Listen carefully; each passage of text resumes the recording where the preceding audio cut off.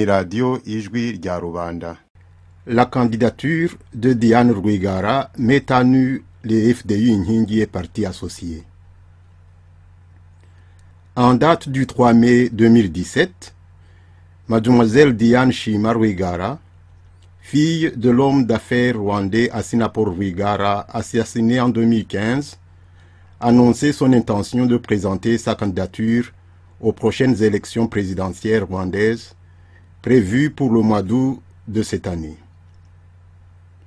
Cette sortie a attiré des milliers de commentaires dont le bilan global se présente comme un soutien à la future candidate.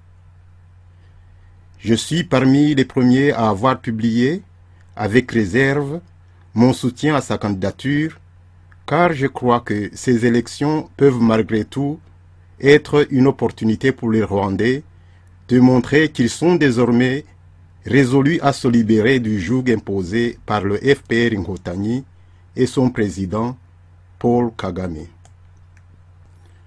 Même ceux qui s'étaient manifestés hostiles aux élections ont, contre toute attente, exprimé leur encouragement à Mademoiselle Rwigara, qui, selon plusieurs, sort de l'ordinaire de la part d'une Tutsi, ayant osé dénoncer publiquement les manœuvres et agissements maléfiques du FPR Inkotanyi qu'elle accuse, entre autres, d'avoir froidement assassiné son père. Pourtant, Diane Rwigara n'est pas la première ni à perdre des membres de famille, ni à dénoncer les tueries du FPR, ni à vouloir remplacer Paul Kagame à la magistrature suprême par la voie des urnes.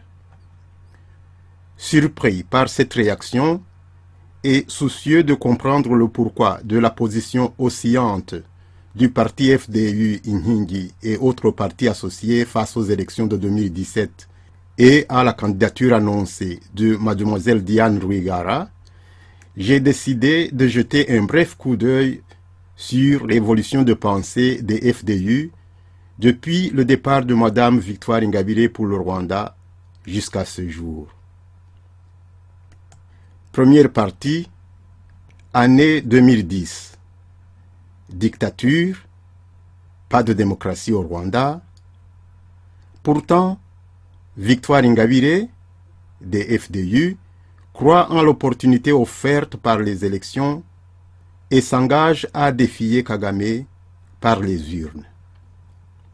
Depuis la prise du pouvoir au Rwanda par la force en juillet 1994, tout le monde savait bien que la dictature du FPR dirigée par le général Paul Kagame était sanguinaire et intransigeante. Les FDU, Forces démocratiques unifiées, connaissaient bien les manipulations et irrégularités bien documentées apparues dans les élections de 2003 lorsque M. Faustin Twagiramungu affrontait Paul Kagame, alors candidat du FPR Inkotanyi. Les FDU savaient que le Rwanda, dirigé par Paul Kagame, n'était pas du tout une démocratie. En ces temps-là, beaucoup de gens pensaient que ces élections, n'ayant aucune chance d'être libres et régulières, aucun démocrate décent ne pouvait raisonnablement justifier le bien fondé de vouloir affronter Paul Kagame par les urnes. Pour eux, se rendre au Rwanda pour participer aux élections équivalait donc à légitimer et faire valider aux yeux du monde la reconduction du dictateur sanguinaire Paul Kagame. Pourtant, sous la direction clairvoyante de Madame Victoire Ingabire, les FDU adoptèrent une stratégie, supposée bien réfléchie à l'époque, d'agir avec détermination pour forcer le changement démocratique au Rwanda par les urnes. Madame Victoire Ingabire croyait fermement que la période des élections dans tout pays était toujours une opportunité que les leaders politiques sages devraient savoir saisir et exploiter pour promouvoir les changements positifs désirés en faveur des intérêts des peuples à servir. C'est ainsi que, en janvier 2010, Madame Victoire Ingabire, présidente des Forces démocratiques unifiées d'alors, se rendit au Rwanda pour se présenter aux élections présidentielles de 2010. Quand les Rwandais constatèrent que Mme Victoire Ingabire commençait par sa présence, sa conviction, sa détermination, ses gestes politiques et ses déclarations à mettre à mal le régime de Kagame, ils tombèrent amoureux d'elle et la saluèrent comme une femme courageuse, pleine d'idéal. Ceux qui, parmi les Rwandais en exil, initialement sceptiques, avaient crié à la trahison et avaient fustigé la démarche de Victoire Ingabire, la qualifiant de tactique maladroite de nature à légitimer la réélection du dictateur Kagame, rectifièrent leur analyse après avoir compris que la stratégie d'aller asséner des coups directs au système était correcte, efficace et pouvait porter des fruits palpables à court ou moyen terme. Et quand Paul Kagame la jeta en prison en octobre 2010, elle fut à juste titre reconnue comme l'héroïne de l'opposition rwandaise, la dirigeante politique qu'il sied d'admirer et dont il faut certainement s'inspirer. Deuxième partie, 2010 à 2017. Entre deux élections, la dictature est toujours en place, il n'y a toujours pas de démocratie au Rwanda, et pourtant, l'abbé Thomas Nahimana du parti Ishema croit en l'opportunité offerte par les élections et s'engage à défier Kagame par les urnes. 3 ans après le départ de Mme Victoire Ingabire, suivi de son emprisonnement après une mascarade judiciaire et hontée typique du système FPR, l'abbé Thomas Nahimana, qui croyait aussi fermement au bien fondé et à l'efficacité évidente de la stratégie de Mme Victoire Ingabire, mit sur pied le parti Ishema le 28 janvier 2013, date hautement symbolique dans l'histoire politique rwandaise. 1 an après, le congrès du parti Ishema réuni à Paris en février 2014 adopta la même stratégie d'action que les FDU de 2010, à savoir implanter leur formation politique au Rwanda et préparer la participation du parti Ishema aux élections suivantes. L'abbé Thomas Nahimana fut sitôt désigné comme candidat aux élections présidentielles de 2017. L'on se serait attendu à ce que les FDI accueillent avec enthousiasme cette réaffirmation par Ishema de la stratégie d'action sur le terrain comme une bonne décision politique, étant donné qu'elle s'inscrivait dans la logique politique de leur présidente Victoire Ingabire. Mais non. À cette époque déjà, les FDU semblaient avoir changé d'avis sur les élections et sur l'action politique à mener pour apporter le changement voulu au Rwanda. Étrangement, ils se lancèrent dans une campagne de diabolisation contre toute personne qui oserait répéter la démarche politique de Victoire Ingabire. Ils furent les premiers à traiter l'abbé Thomas Nahimana d'ambitieux et de traître, car pour eux, désormais, vouloir participer aux élections équivalait à offrir une carte de validation au FPR, réputé hautement antidémocratique. Autrement dit, est-ce de cette manière que Mme Victoire Ingabire, qui a voulu participer aux élections de 2010, est également vue et traitée par le comité directeur de son propre parti? Comment s'explique ce volte-face politique inattendu? Comme tout le monde le sait, les FDU semblent avoir perdu les rails dès le moment où, avant même la fin de 2010, ils ont accueilli dans leur lit le Congrès national rwandais, communément connu sous son sigle anglais de RNC, Rwanda National Congress, mis sur pied le 12 décembre 2010 par des Inkotani en discorde avec leur ancien maître Paul Kagame et dirigé par le fameux général sanguinaire Kayumba Nyamwasa. Depuis ce mariage hâtif et malheureux avec les anciens maîtres à penser du système FPR, les leaders des FDU, affirment toujours que leur présidente est courageuse, qu'elle est sans doute une héroïne pour avoir osé aller défier Kagame au Rwanda, mais ne sont pas capables de justifier pourquoi ils n'arrivent pas à poursuivre la ligne qu'elle a tracée et la dynamique qu'elle a initiée. Ils n'ont tenté ni de faire enregistrer leur parti au Rwanda, ni de préparer un membre qui participerait aux prochaines échéances électorales comme candidat indépendant. Ils ont très vite, sans explication et apparemment sans honte, abandonné la vision et la stratégie qui ont fait de leur présidente l'héroïne de l'opposition tout entière.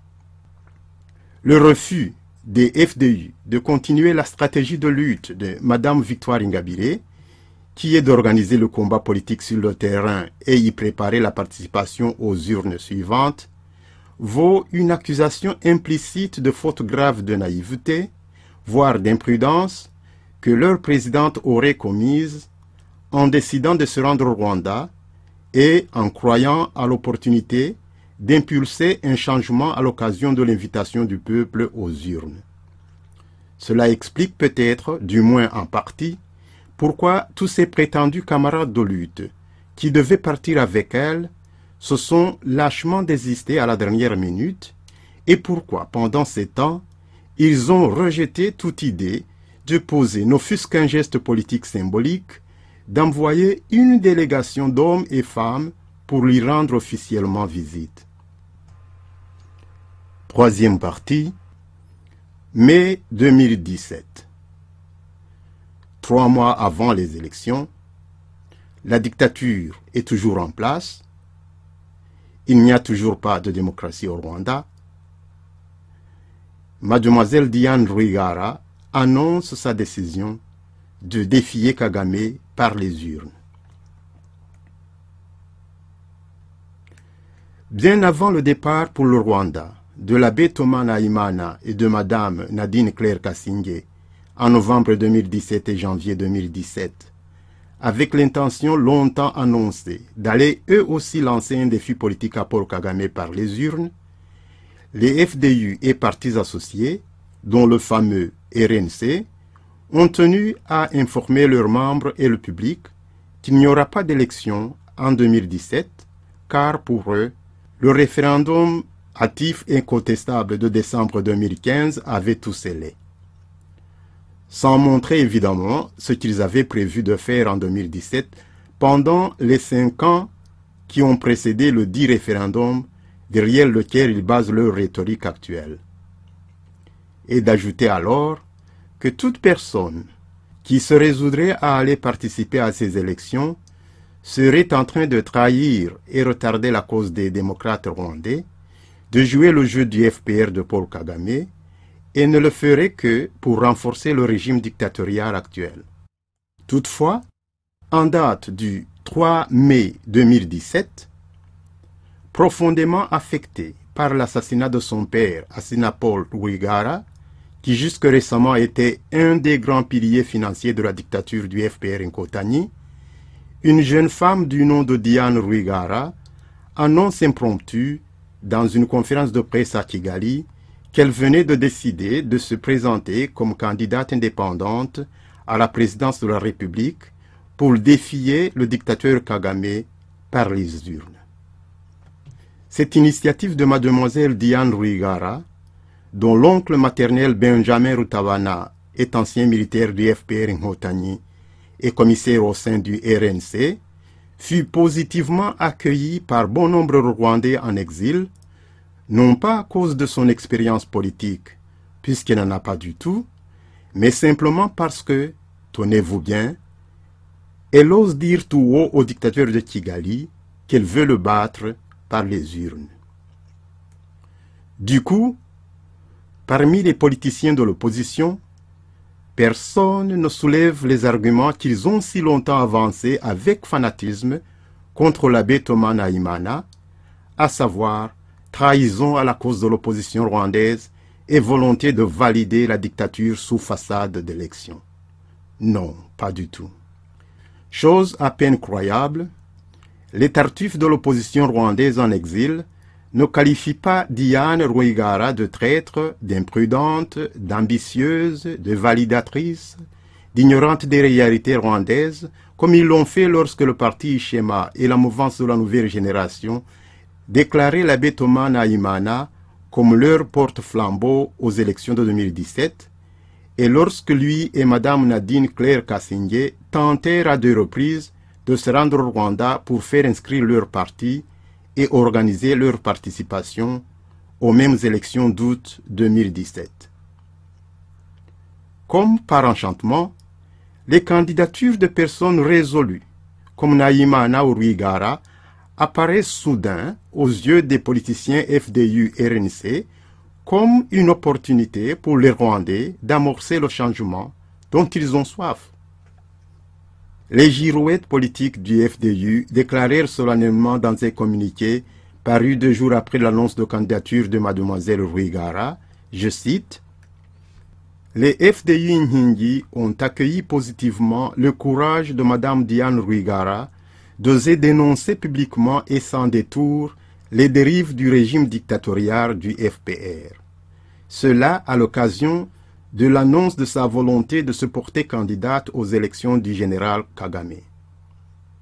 En effet, au vu des risques qu'encourt toute personne qui se montre critique face à la dictature du FPR, une telle initiative relève d'un courage exceptionnel, car tous ceux qui ont montré la volonté de défendre un peuple malmené depuis 20 ans en ont payé de leur vie ou ont été emprisonnés ou poussés à l'exil. » Fin de citation.